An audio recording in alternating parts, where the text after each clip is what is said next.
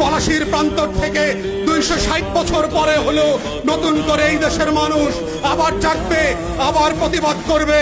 যদি মনে করে থাকেন পুলিশের গাড়ি দিয়ে, ভেহিকেল দিয়ে, কানন দিয়ে, র্যাবের গুম খুনের ইতিহাস জমা করে, পিডিআর দিয়ে, সেনাবাহিনী দিয়ে বাংলাদেশের 20 কোটি মানুষের স্বাধীনতার সম্ভাবনা আকাঙ্ক্ষাকে হত্যা করবেন, বোকার স্বর্গে বাস করছেন, বাংলাদেশের মানুষকে চেনেন নাই।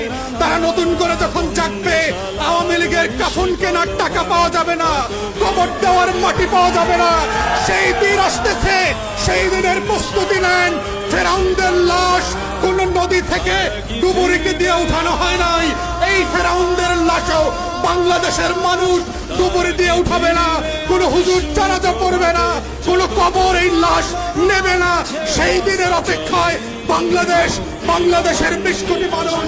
আমরা বারবার বলছি, আইয়ুব খান রাজতন্ত্র আমরা মানি নাই, ইয়াহিয়া খানের রাজতন্ত্র আমরা মানি নাই, শেখ পরিবারের রাজতন্ত্র মানি না, মানছি না এবং মানব না।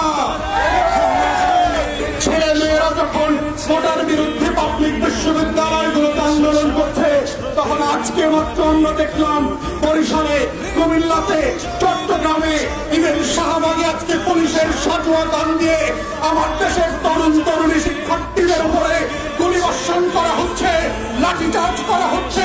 এটা পাঞ্জাবের আমল না, পাকিস্তানিদের হাতে আমরা বন্দী না, এটা 190 বছরের জমিদারি শাসন না।